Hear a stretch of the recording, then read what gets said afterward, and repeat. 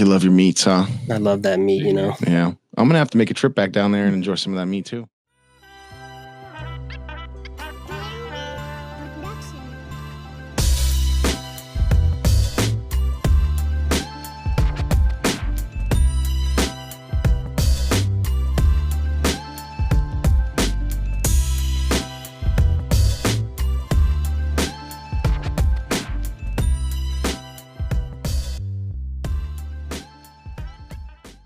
Well, nerd, you know, I know we've talked about this, but I figured it was about time that I put it out in the world a little bit more than just our Discord.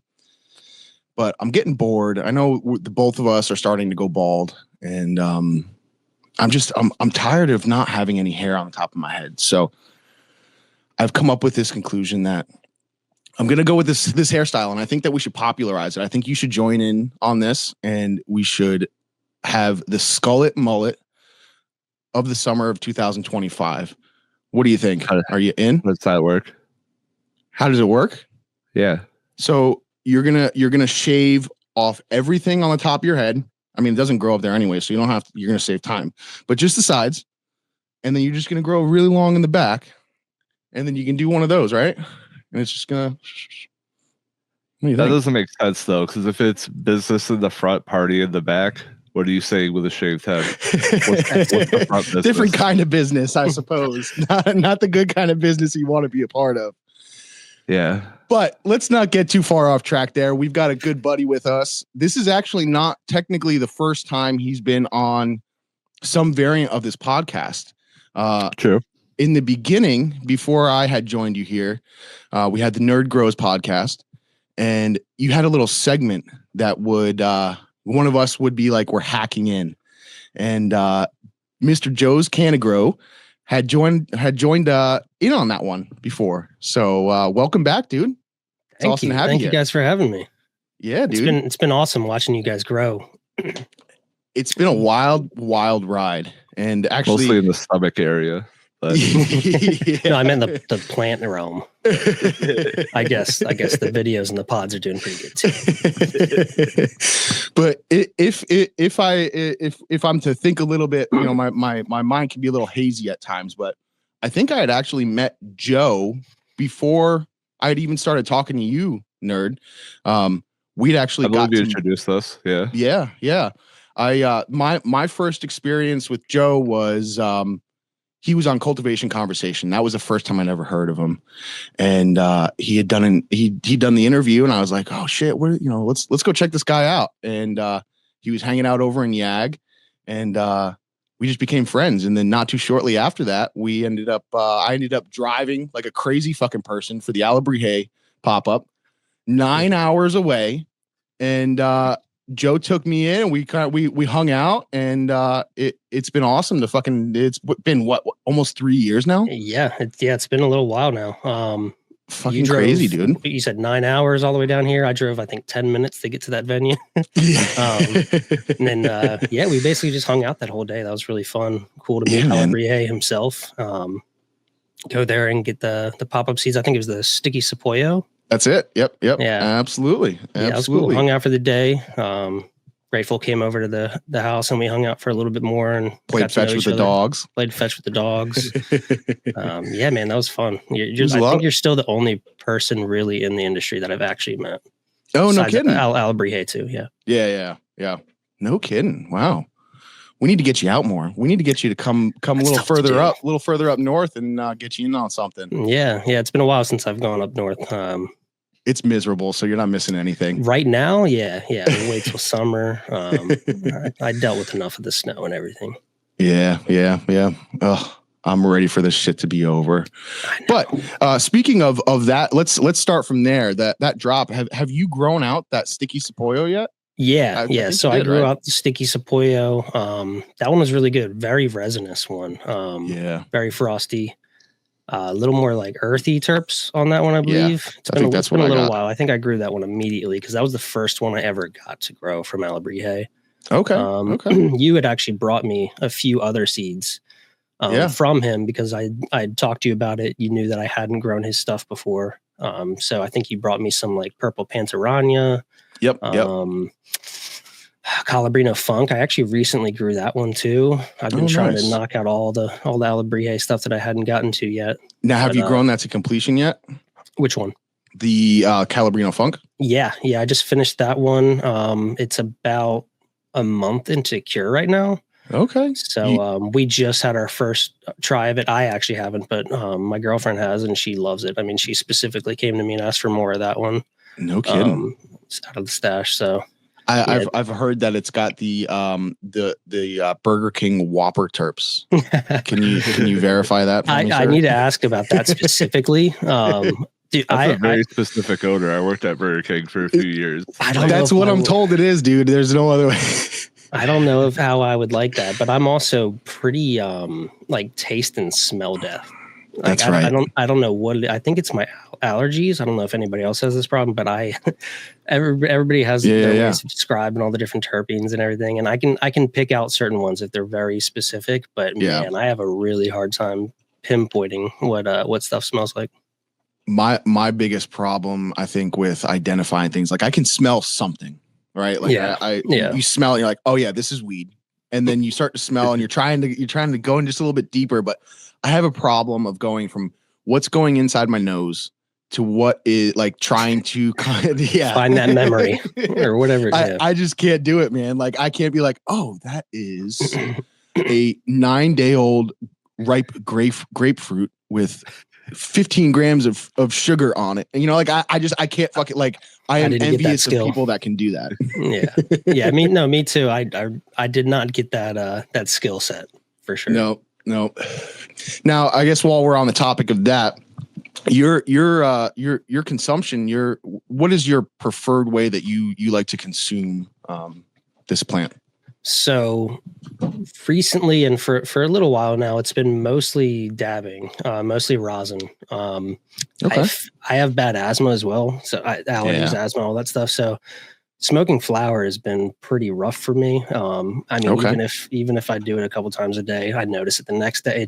It wrecks my lungs. And for whatever reason, I'm sure we can go into that too. Like rosin has just been way cleaner for me. It's more of like that drier feel rather than just gunking up your lungs and absolutely. So rosin has been my go-to, and I mean I like it more. I love flower, but I like it a bit more, a little more terpy. I've got a pretty good dab press set up and dab. We're going to get into that for sure. Yeah, so I love those. And every once in a while, edibles, I do have like one of the Levo oil infusers. So, we'll make some edibles here and there, but you can overdo that pretty easy. So, and I have done that too many times. So I try to be careful with the edibles. Yeah, I am not much of a chronic edible eater because it fucks me up, and that's it. Like I'll take it, and I never seem to get like that tolerance to it.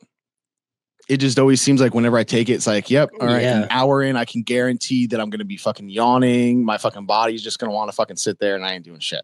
Not much different than the rest of my life, but it's just a little extra, just that little extra push over that it's like, yep, you're not doing shit today, buddy. It's weird that you'd think with our tolerances that edibles probably wouldn't affect us as much, but it's just like a whole different it's thing. Crazy, man. Yeah, it's crazy. It's a different drug completely, right? Because it's being processed before you get high off of it. Right, and your liver before you get high off of it. Yeah, and I can't remember exactly what the name of it is, but it's like I think they say it's like it's significantly more psychoactive than just combusting it or other ways of consuming it. So it makes sense. It's interesting. I do have friends that edibles do not affect at all. So oh, no kidding. Yeah, like I mean, for instance, like if I ate half a brownie, I'm good, and then they can eat 3 and they're not feeling much at all, and it's just different people processing differently. So I don't know about you guys, but for me, if I take a decent edible, I am guaranteed to have like this hangover the next day. And do you guys ever feel that where you take an edible, it's like it lingers to that next day? Yeah, I feel like they linger a bit longer and almost a little more sluggish feeling the next day. Definitely stays in your system a bit longer. I am not a fan of it. Not a fan of it at all. I have to take like very small doses of it, or else I just get blasted to outer space. And it seems to be the hard thing, especially with, unless you've done it a bunch, right? Unless you have somebody that is continually doing it and has experience with it.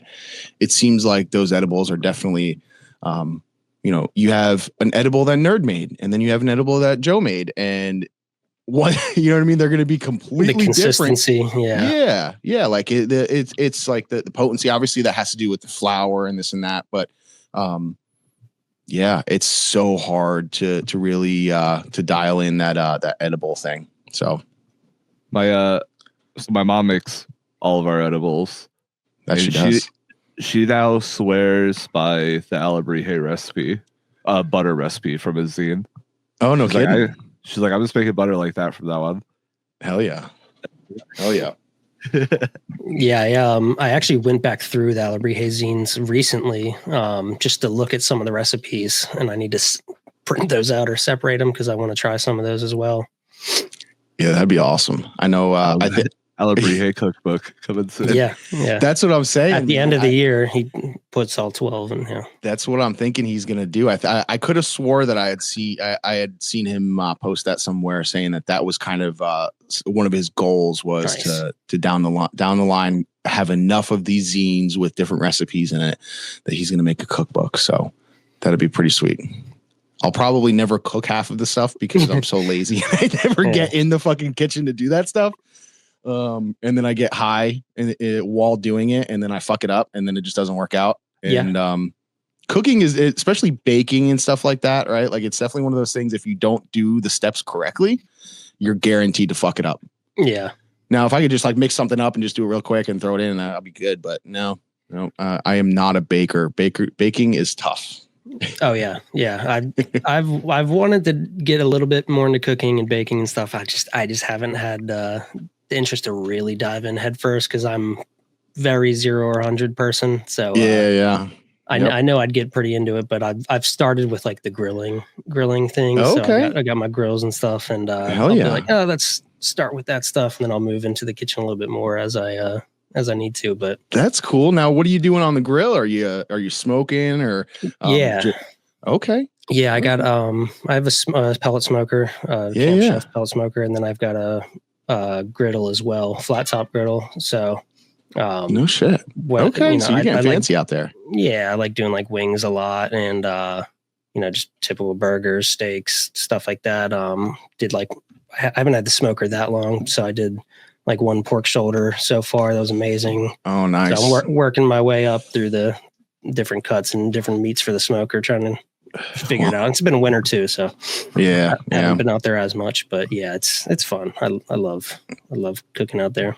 You love your meats, huh? I love that meat, Yeah. I'm gonna have to make a trip back down there and enjoy some of that meat too. Yeah, dude. I'll make you some wings. Hell yeah, dude. I definitely got my smoker. Yeah, dude. There's nothing like at least I remember it's been a long time since I've got out there to do it, but I used to get out back, and I have a Oklahoma Joe, and it's one of the barrel offset ones, and it's been really a long time since I've done anything really, really good on it. But that whole day event, right? Like there's just something about it where you're relaxing. I used to drink a little too much while I was doing it, but it was one of those where you could fuck up a whole day, and you had something at the end of the day to enjoy with your friends, your family, and any way that I could always try to have like a little party or a little get together, I'm always trying to do. And that cooking a meal is definitely one of those things. Yeah, definitely one of those things. And grilling is always easy. You can just hang it outside. I mean, with smoking, you just smoking meats. That is, you just let it kind of go. Stand back and check on it here and there, but doesn't take a whole lot. That's right. I set mine where I could see it through the window. That way I could work on the computer and I can make sure it's not on fire. I just got to get the Bluetooth thermometer. That's what I was just about to say, man. They have so many texts now for that shit. I mean, my grill's got Wi-Fi. It's ridiculous. But, most of those pellet smokers do now, but it does. I mean, it does help, especially if you're smoking something overnight. You wake up, look at your phone, see all the temps are good, and go back to sleep. Yeah. Damn. I need to get one of those. Yeah. But there's a couple things that I wanted to kind of touch on before we forget. Another, so, we had gone out to, or I had gone out to the Expo Canna last weekend or the weekend before, and I had received this specific jar right here from a community member. He goes by the Cosmic Conch, and he is a local guy that does a lot of awesome K&F stuff. He's diving down this hole. He knows a whole bunch about mushrooms, all this and that. He's really good buddies with Focus. They do a lot of work together. But I just wanted to say thank you to him. We've got some, this is the first time I'm ever trying this. So this is some fish amino acid that he made. And this took him 2 years. So like he's done it correct. Like he put a bunch of fucking nasty fish shit and all that stuff inside a bucket for 2 years, let that shit ferment. And here we go. So I'm excited to use this. I just want to say thank you, dude, for that. So, but this is, I think, a good segue here that, let's talk about kind of your garden as to how it is what is it that you do? Are you organic, synthetic? Give us a little bit of that background and kind of, I guess, let's start this. How long ago did you start growing, and what's kind of your thing? So I'm right at about 3 years of growing. I started with soil and autoflowers. Okay. And as all of us can attest, it's just evolved over the years. I've tried so many different things. I'm still doing multiple different things at the same time, but I started with one 3x3. Again, that was about 3 years ago, and that was just some beans that I got from just like a local smoke shop. Just like, I don't know if they were that great, but it was just some random ones. They said it was Skywalker, so I'm a big Star Wars guy. So I was like, oh, cool. Let me get these Skywalker beans. Oh yeah. And those were autos. So I started those. I think they were 5-gallon pots. Okay. Just with some Coast of Maine soil in there. Yep. And that first grow went really good. They were all healthy. They all made it right around like 70-ish days and chopped it, and I was pretty hooked. Oh yeah. And then I think it was right after that grow I upgraded to a 4x4 out of the 3x3. It happens quick, dude. It does. And I'm a tent guy, so I've got a few different tents. There's been portions where I've done just photos in one and autos in the other. Right now I'm just doing autos, but I've bounced around a lot, and about where I've come to now is pretty much all autos at the moment. I don't have anything against photos. I just have a lot of fun with autos. I also have a lot of power outages randomly, so I've had issues with that with my photos in the past. Yeah. That's another thing that happens with me up here as well. Is it's I'm out in the middle of nowhere and I never know. So yeah, that's definitely a good point for autos as well. Now Skywalker, I imagine that I feel like that's a Mephisto thing. It was, I think it was like a Canadian seed company. So it was like Beaver Seeds or something like that. They turned out well, but I know they're just not as well known of a breeder. Gotcha. Yeah. Now so 3 years ago, how was the market around you? You guys had dispensaries, legal, what was kind of the situation going on? Virginia's pretty weird. So there's a couple dispensaries around. I'm not even the best one to talk to about it. I don't keep up as much as I should. But Virginia is technically legal, but I think still kind of tough on it. It's still kind of tough. Our governor has bounced back on it multiple times, which isn't cool, but I think it's legally right now you're allowed to have 4 plants. But then there's the weight limits and they're just arbitrary rules that someone with a fucking big job thought that they were cool and they were going to make some, it made sense to them. Yeah. Again, I'm not the best person to talk to about it, but so I mean, it is legal here right now. Cool. 4 plants. So yeah, that's all I have. 4 plants. Cool. Totally. Yeah, of course. Yeah. Just to be safe. Yeah. Well, that's cool, man. So I know I remember when we first started talking, you had your grow set up in one style, and then it wasn't too long after that you kind of transitioned and started moving some things around. I think you'd already mentioned exactly what you got going on, but you said you've got I think you've got what, a 4x4 now, a 3x3. What kind of gear are you running in there? Okay, so just to bounce back real quick, I do soil and cocoa as well. So okay, I've done both separately, and now I'm just doing them both at the exact same time. So I guess my growing style would be synganic is the best way to put it. So I'll do one set of autos just in cocoa in the auto pots, and then the other set in living soil in the XXL auto pots. Nice. So right now, yeah, I've got two different tents really going. One's just getting started. But the one that's been going a little bit longer, it's a 4x4, like AC Infinity 4x4. Yeah. I've got, I believe their AC Infinity's light in that one. Just basically everything AC Infinity inside that tent. Just to keep it simple. Yeah. And it works with the controllers and everything. Hell yeah. No problems with any of that actually at all. It's funny. All the, I see like some of us have like the cheaper lights or the mid-level lights. And it's funny because I see people in the community talk. I mean, it's not funny, but, I'll see people in the community and they'll buy these high-end lights from really, really good companies. And they're the ones that we seem to be hearing a problem crop up or something like that. Right. Like I've never had any issues with any of the crappy lights that I buy, the Spider Farmer ones, or I've got one that was gifted to me. Me either. They work. I don't, if you got the money and you want to get the really nice lights, go for it. I'd like to try some super nice stuff at some point, but I mean, I don't even have to think about it. And I've had zero issues. I got the AC Infinity and then I got a Mars Hydro that I've had for years. And the other one, both for those, the 2 4x4s. So hell yeah. No issues. I mean, when the time comes, if anything happens, I'll go ahead and try something nicer, but I think that's what I'm going to do too. Mm-hmm. Cool. But yeah, I actually don't run any lights that I have purchased because being grateful I've swapped so many times. Yeah. Like I have none of my original lights. I don't even know what these are. As long as you got a backup somewhere. Right. That's it.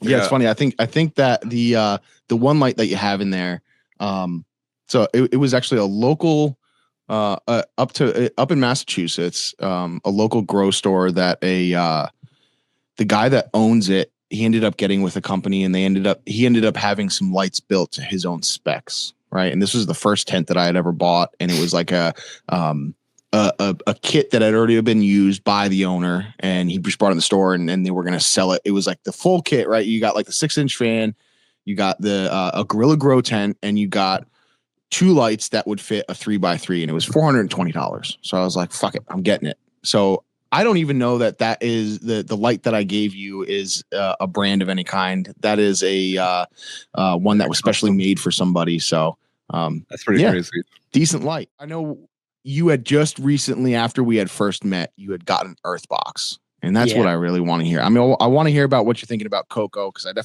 I have no experience with that. But you had gotten this awesome purple Earth Box right after we had met. Yeah, purple. How do you like it? I love it. It's been really good. It's basically, not to say anything mean, but it's like the poor man's Autopod or whatever, poor man's system. But it's been great. It's so simple.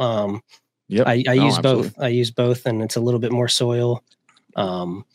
It's been really my learning setup for living soil, because I did some soil, and then I went to cocoa, did that for a while, and I'd say over the past 6 to 9 months, getting into the living soil a little bit more and trying to learn the ins and outs of that. So the Earth Box has been the great stepping stone for that for me. So I got that, filled it up with some nice living soil, and I've dumped it out once. I've done couple runs in it.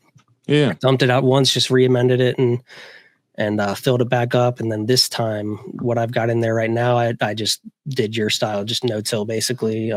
Oh yeah. And I just went ahead and I just pulled out the root ball and I actually just filled up a little bit of cocoa in there just so it wasn't too hot for the next seedling. Just trying to figure that out as well as far as starting seedlings. I know we've talked about it.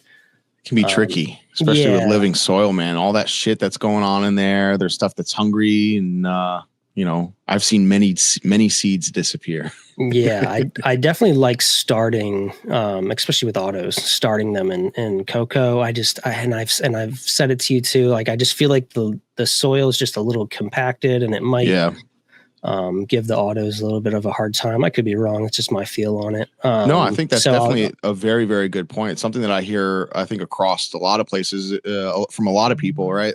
I hear a lot of people saying, oh, no-till may not be the best for autos, again, because of that compact soil. Yeah. And, even a lot of people will say, dump them out and fluff the soil up, right? Because those roots are so delicate with autos, right? Like, they don't have the time that photos do to kind of slow down, or if they hit a spot, to kind of work around it. That's as soon as you plant that seed, man, you're on a ticking schedule, right? Absolutely.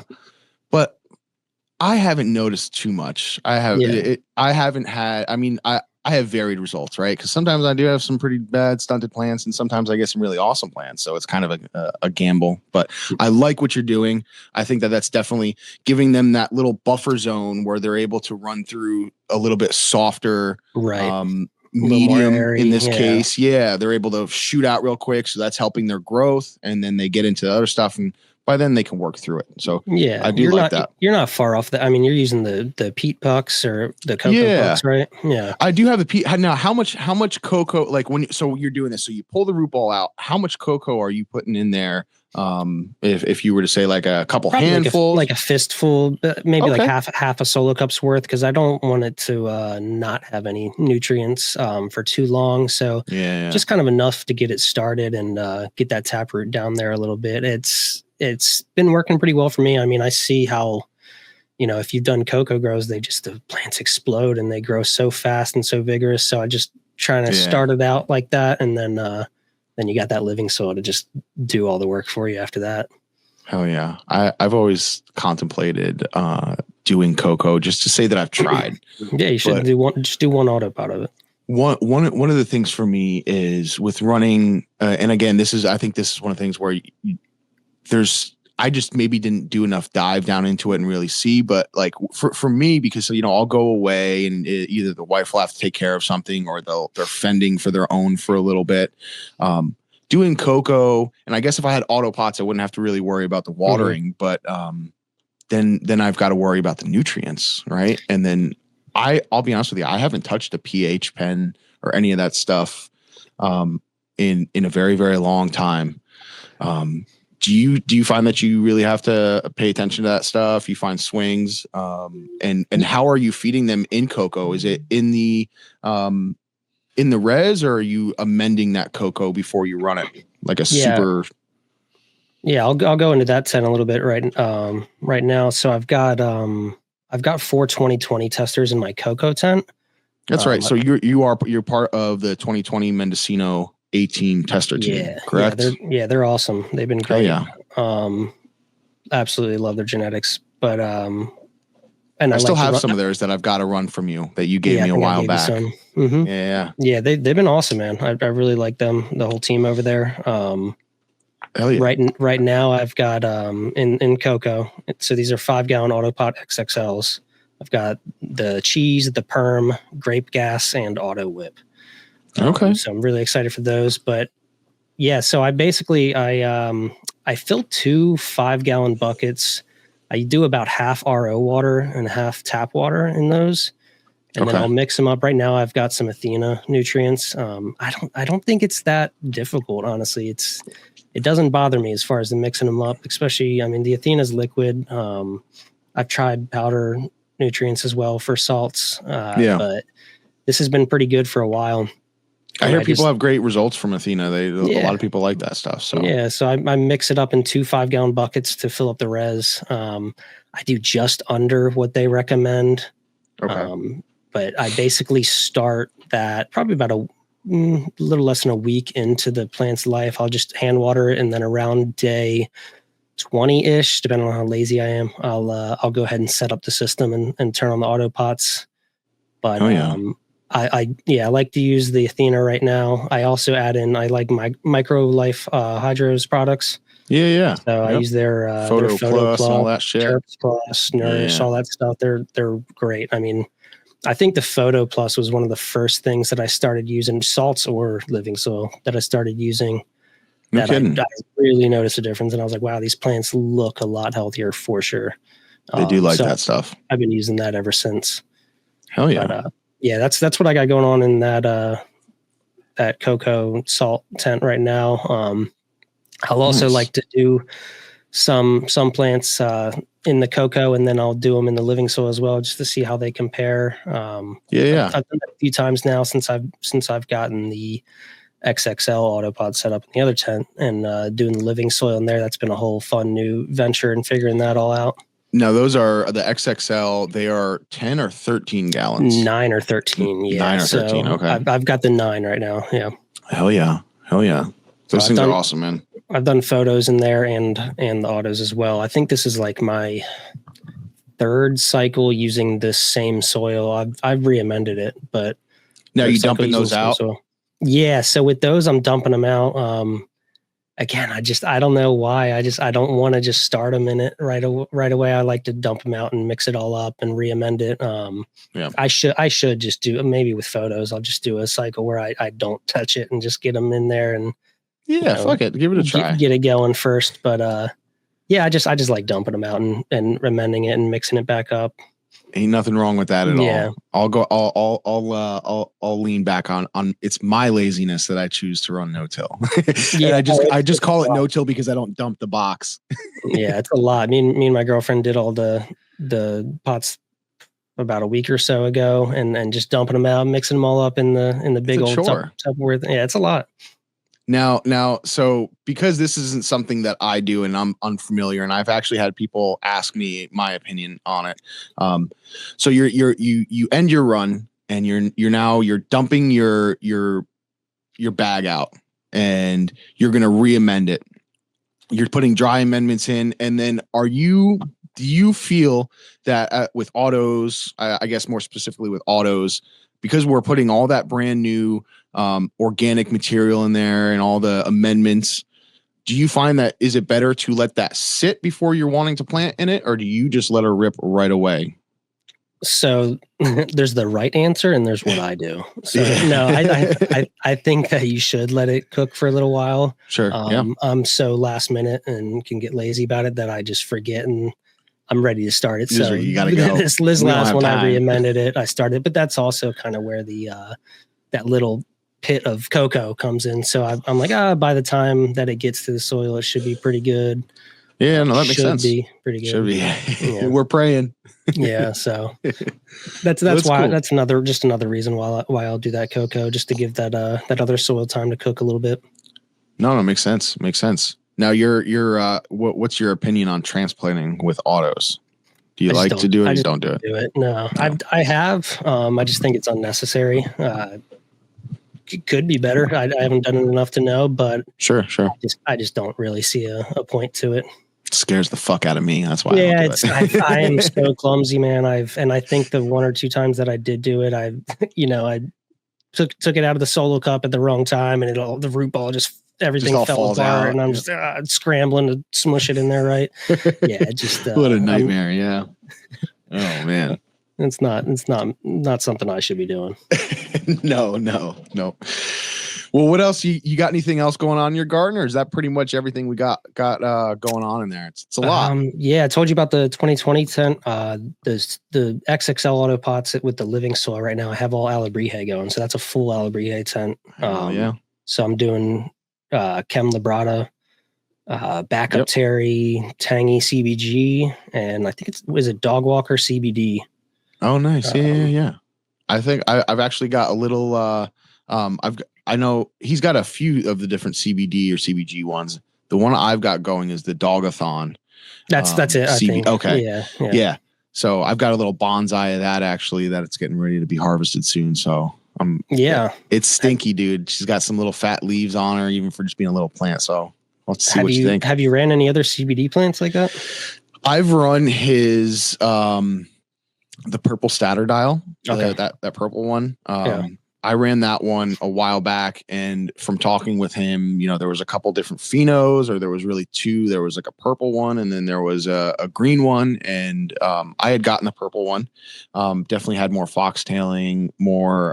I think as he, I don't remember exact word he said, but a more hemp kind of look, where it was just the bud structure, and he said that those were definitely more on the CBD, CBG high side, and it was definitely an interesting smoke. I mean, it wasn't like you would still get this rush, but it was like this calming effect over you instead of like that, like sending you up with that THC. So I'm really excited to try those. I haven't tried one like a 1-to-1 or a CBD plant before, but yeah, I'm excited to try that. I don't really care for the really obnoxiously strong stuff anymore. I think half of them are made up numbers anyways. Right? Yeah, for sure. But yeah, no, there. And then actually the other one that I've got, so it sounds like you've planted some from his more recent drops. I know the backup Terry Nerd, you just harvested one, didn't you? Yep. Last week. Nice. Have you gotten a chance to smoke it yet, or what do you think? No, no, I haven't yet. I had actually ended up. He had sent me those testers before it had gotten the name Backup Terry. If I remember correctly, the cross is 91 berries times tangy, and she came out crazy. Like I ended up stunting her. It was weird. Like the main cola, like that main branch coming up, all of a sudden just stalled and it just stopped. And I want to say, like from the soil to the top of that was like maybe like 1.5 feet. But then when I say all the side branches came up like another 1.5 feet past it. And it just like it was such a weird looking plant, but they had just these monster like hand grenade nugs, and it did really well on the press. So I'm excited to see what you think. Both of you getting it on the press to see how it does for you. Yeah, I'm excited for that one, especially to press it. That one has like a little more like fruity terpenes, right? So the one that like I said, it's been a long time since I've grown it.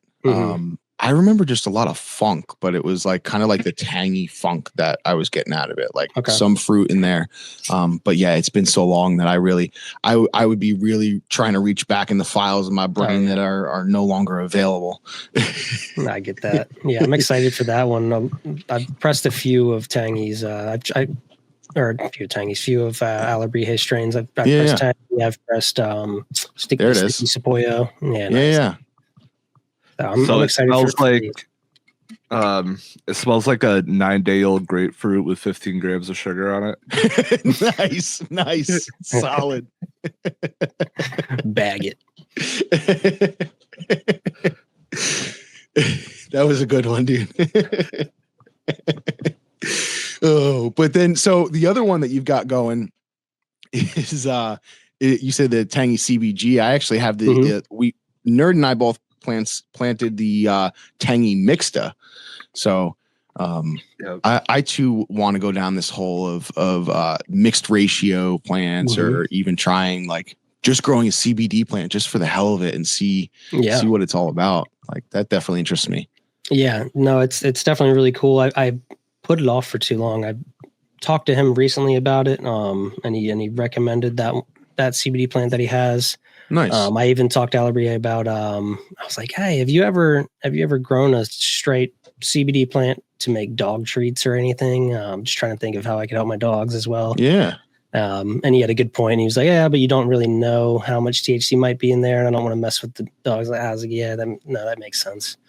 Yeah, so dogs are very sensitive to THC. Is that correct? They kind of it really does a number on them. Yeah, so I might just go another route for that, but just trying to think of different ways to use the plant. I like it. Like I said, I've said it multiple times. I'm very wasteful with the plant, and it's just again back to my laziness. Like the people that press and then save their pucks for RSO or a tincture, or like the people that save their trim for then this or that, like. Oh, dude, let me tell you about the trim I have. God.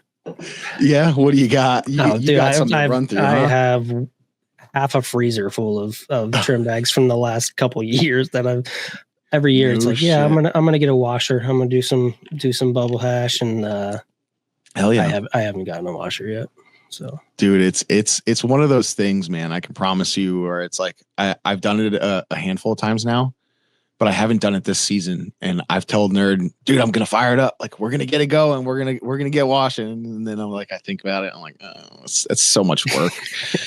So much work. Yeah, I think I mean, now's the time, right? Because it's cold out. Perfect. Just do outside, but it's fucking perfect. I just can't. I haven't justified the purchase of a washer and everything. You guys just recommend like the one of the ones on Amazon or so like I mean, it depends, right? This is kind of my view on it. If you can DIY it and you can do it fairly well, and you don't have to buy a whole bunch of tools to do whatever it is, right?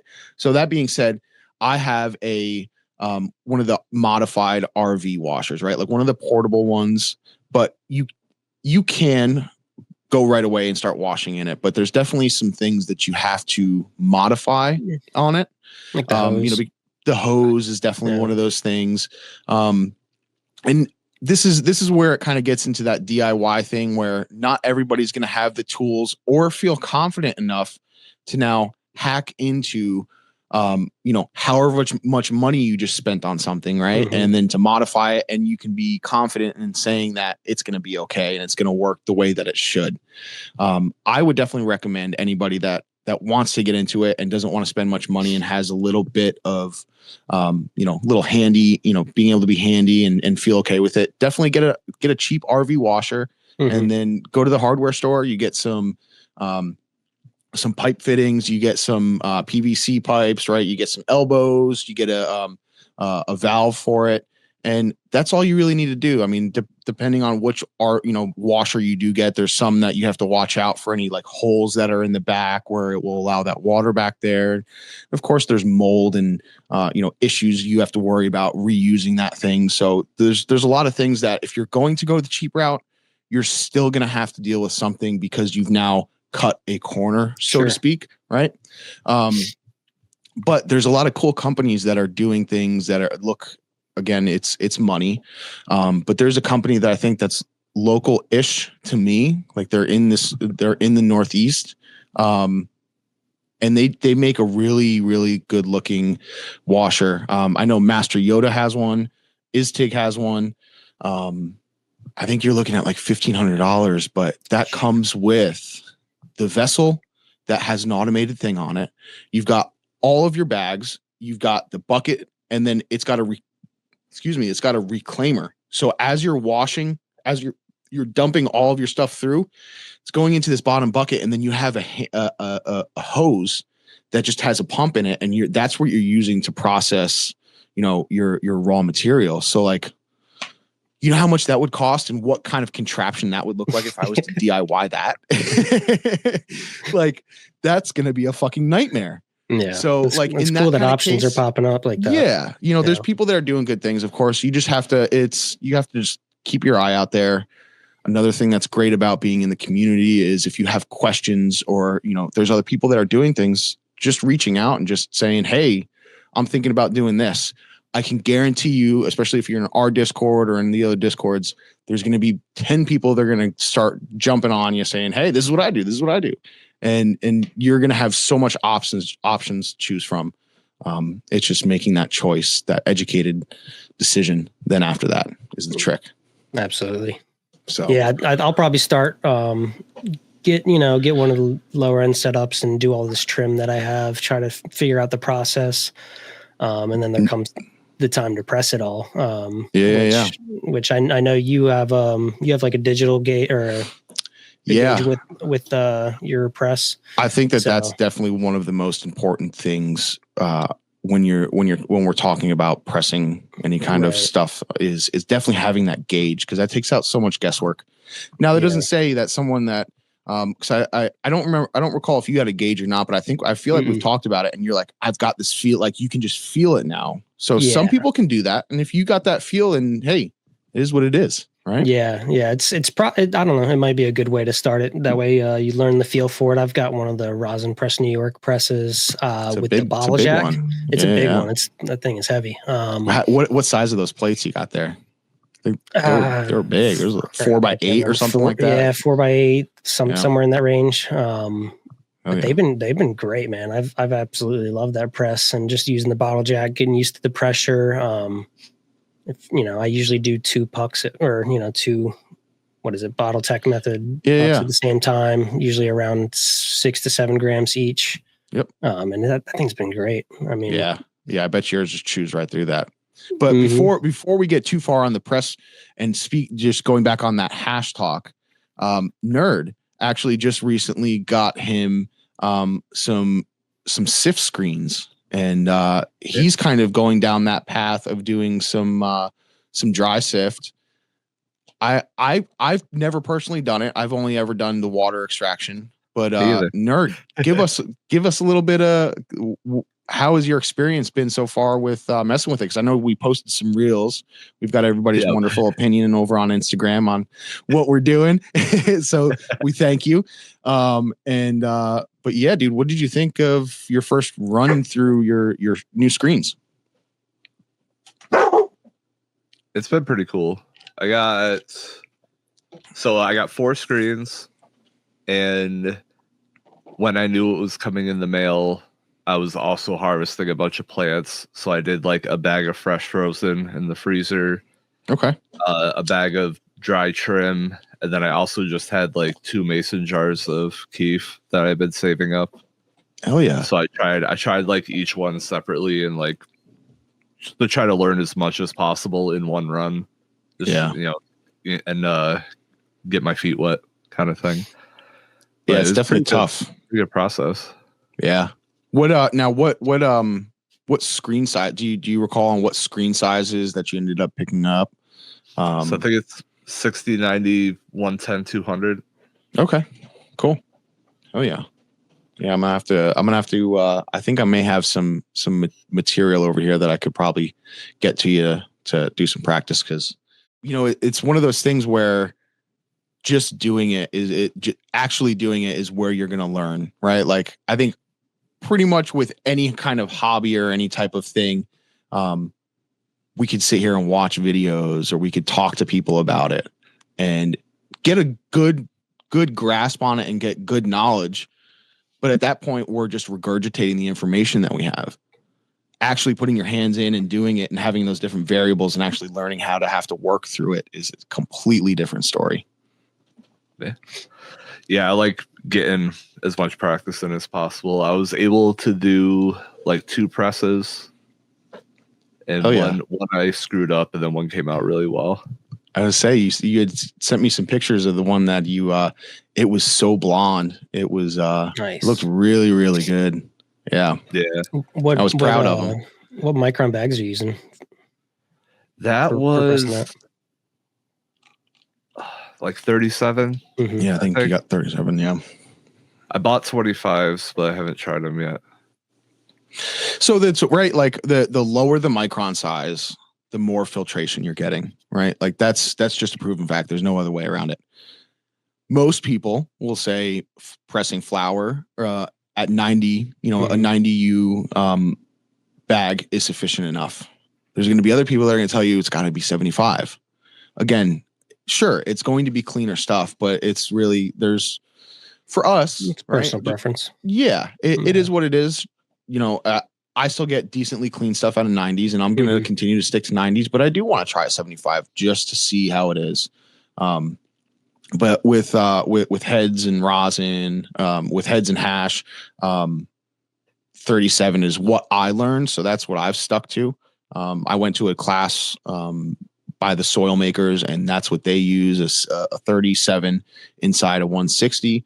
The 160 is just for your kind of support for that bag, right? Because the lower the micron, the easier that those bags are to blow out if you're putting too much pressure, or if something's not right in there, you don't pack it right. Like that's how you're going to get a blowout from those smaller ones. So the 160 is just kind of holding everything in. Right. But I'd like to try the 25 sometime.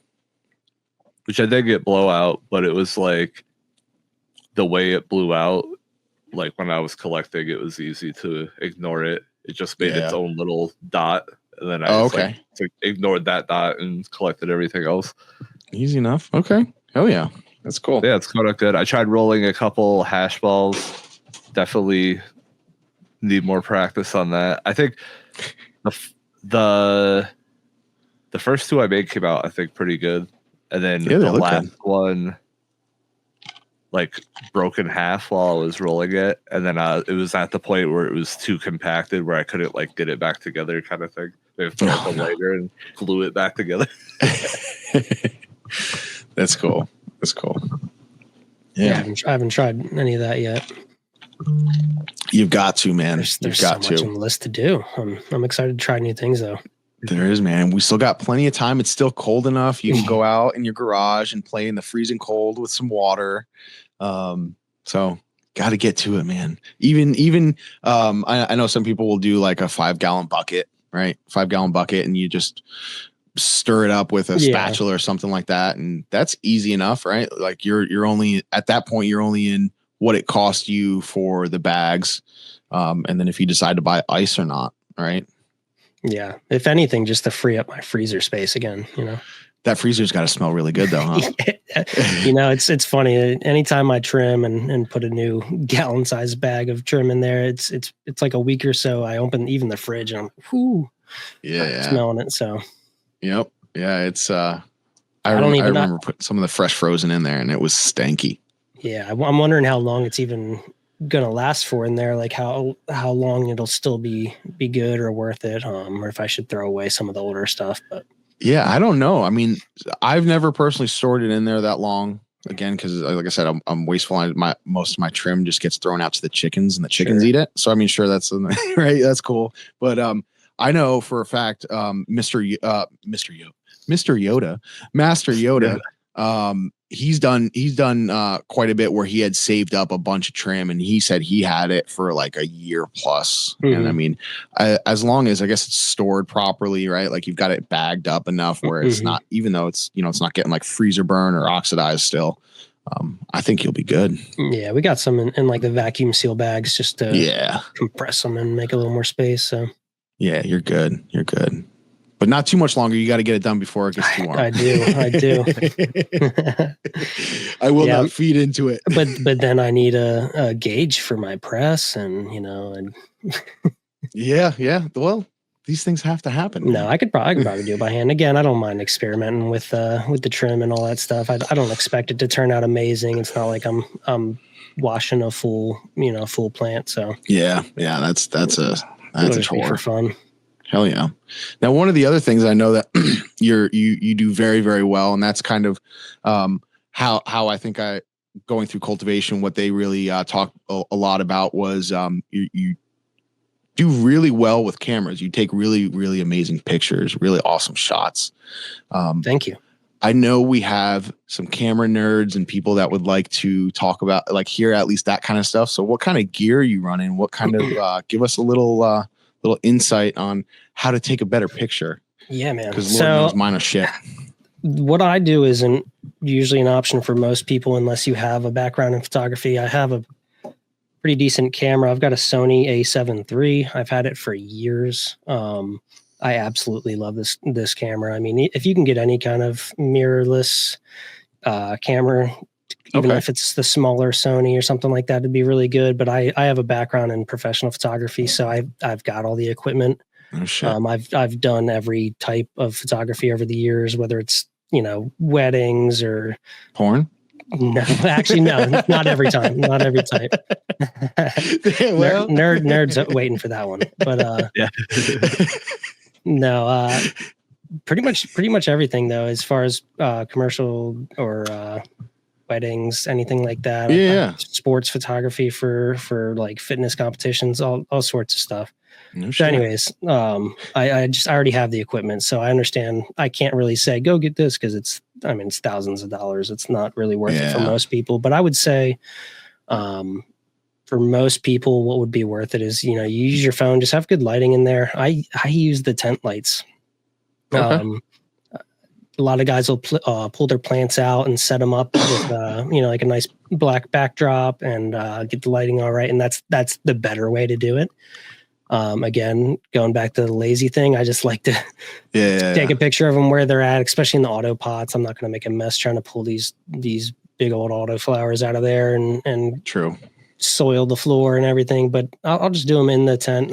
Just getting your settings dialed in. If you're using a phone, I think I've joked about this, nerd, on your podcast when I did that little cameo, is just wipe your phone lens off.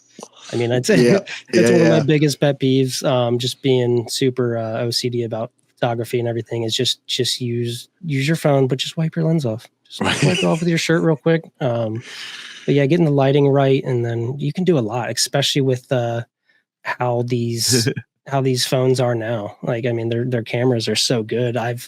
I've been struggling. I was talking to my girlfriend about this the other day, where it's like, man, I have a hard time staying active on social and all that, because I feel like I have to have the highest quality photos because that's what I do. Right. And then that just stops me from posting anything, because I'm like, I got to get the camera out. I got to edit it, You can't. You mean you can't load up pictures like us peasants? It killed me to like just take a cell phone picture. I'm just like, well, if it's not with my camera, it's not going to be as good. So I've gotten a lot better at that, and that's just like, that was just something stupid that was stopping me from being more active. And me and her talked about it the other day, and I was like, yeah, I just need to use my phone and just get pictures and post them on Discord and this and that. That way I can keep posting, stay active. Absolutely. It doesn't have to be the highest quality, but especially with us common folk, we're not gonna be too harsh on you over on Discord. Yeah, there's crappy cell phone pictures. So we've been making videos for a little over a year, and it was just this week we started teaching Grateful how to use like the raw shooting mode on his phone. Yeah, instead of using like the auto mode. Dude, I am completely ignorant with all of that stuff. And a lot of that stuff does fall on deaf ears on me, because I'm like, oh yeah, that sounds cool. I'm going to get it. But then like doing it, and I have no clue what I'm doing or why. And then like I'm testing, like it's lost on me. But I was like, we've got to improve. I've got to at least step up my side a little bit. So we got in there. I watched the videos. He's been bugging me for a while. Like, dude, do something with your fucking shit. Like, you got to do something. It is a lot, and it's to take it on, but there's so much free info out there. You just go on YouTube and learn whatever you got to do. And I say that being someone that's too scared to get into video work, because it took me years to self-learn photography and Photoshop and all that. So I'm just like, oh man, video, that's a whole nother venture. And with my level of OCD when it comes to perfection, when it comes to video, or, photos and everything, I'm like, oh man, it's gonna be a lot. Yeah. Yeah. Oh man. So that's what you do. So you're most of the pictures that you're uploading, you've taken with your camera, and then you're using Photoshop or everything on Instagram has been with my Sony camera, and I use Adobe Lightroom for that. Oh yeah. I've got that down pretty much to where I can edit 20, 30 photos pretty quick. But Adobe Lightroom has been my favorite. I just started doing more cell phone pictures for Discord and stuff like that. Again, just to stay active. I have a real problem staying active when it comes to social. I'll start bugging you more often then. Dude. Yeah, it's just man, I just go in waves of my social meter being up and down, and Discord is awesome. It's really awesome, but it's also, there's so much happening that if you miss it, I'll look and I'll be like, I don't even know where to chime in. Oh here. I don't know what's going on. If you've even missed like a day, right? Like if you've missed a day, there's been so many conversations. Like you'll go in Discord and like all these channels are lit up filled with shit. I don't know anyone anymore. Fuck. Yeah. Like, everyone's grown and developed over the past 8 hours. Yeah, it's crazy. It's cool though. It's really cool. It's an easy way to go and look at everybody's grows. And like, I'm really only on a few. I'm on you guys Discord. I'm on Yags and 2020 and Alabrije. And really, I just try to, especially with like Alabrije and 2020s, I try to just make sure I'm posting pictures of each plant that I've got going on as like a log for that. Yeah, absolutely. And then, I like popping into you guys Discord as well. Oh, that's some silly shit. Yeah, it's great. That's what it's there for. That's it. So yeah, I'll have to ask you about Photoshop and Lightroom advice. I've only been using Adobe Suite for a little less than 2 months now. Yeah, switching from Canva. Yeah, I think Lightroom is pretty chill. I use Lightroom Classic specifically. So I'd hop on there and I can easily give you some pointers. I'll tell you exactly the settings I use on photos and whatnot just to help. But it gets pretty similar with most of my photos with the lighting. I mean, you're going to adjust your temperature for sure and your exposure and all that, but everything else is kind of style. But the temperature on the photos and videos and stuff is really important, I think. So one thing we tried in our last video, because I was having an issue where I would do like the color adjustment and then the plants would look like the colors on the plants would be too far off. Yeah. And but if I made it so the plants looked good, Grateful looked like he had like crazy sunburn. So I did this thing with our last video where I took 2 filters, one for him and one for the plants, and then I set like an automation to like crossfade between them depending on what scene it was. I think it came out a little bit better. Yeah, I can't imagine with the video it's constantly changing depending on the lighting of where you're looking with the camera. I can't imagine trying to adjust all that. I've been a real nightmare for him. So I have it like when he's on camera, it looks kind of cinematic, but then when he turns to go into the garden, it all fades out, and then that's just a little learning curve. Just keep tinkering with it. It takes a while to figure these systems out on your own. So yeah, we had just like I said, this past week we kind of figured out that I just I'd go on my phone. And I've got an iPhone 15, so it's a decent phone. It's got a good camera. It's got plenty of stuff on there to do what we need to do. But for me, all my videos that I would shoot, I would just go into video. I just set it up, and then boom, that was it. Right? I didn't realize that there was I've got the cinematic setting, and then within the cinematic setting, I can set the focus. I can set the exposure, and so we dove down into that and tried all these different. I sent him 5 million different, test ones.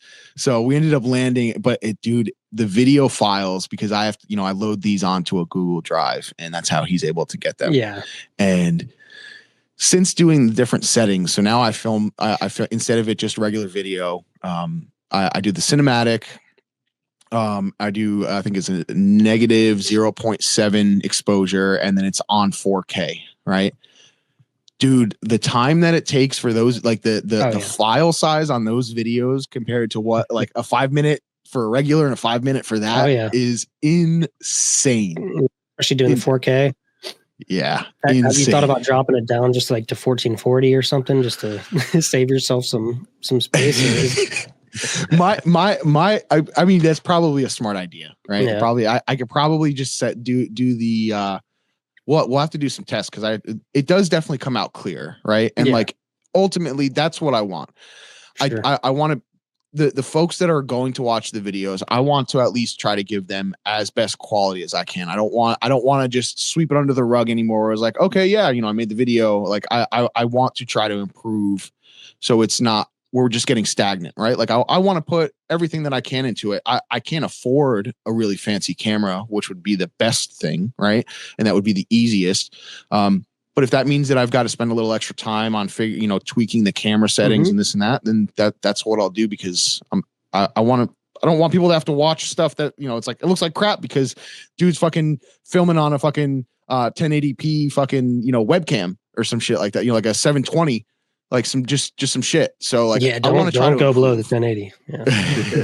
No, you guys are doing great, man. I really love seeing how much you guys progress, even month to month, video to video. I appreciate it's been really cool to see, and I think if you just keep tinkering with it, you'll figure it out. That's all it is. And just like to grow, and you just try different settings. Something might click, and you're like, damn, I wish I'd changed this setting earlier, or whatever. Just keep messing with it.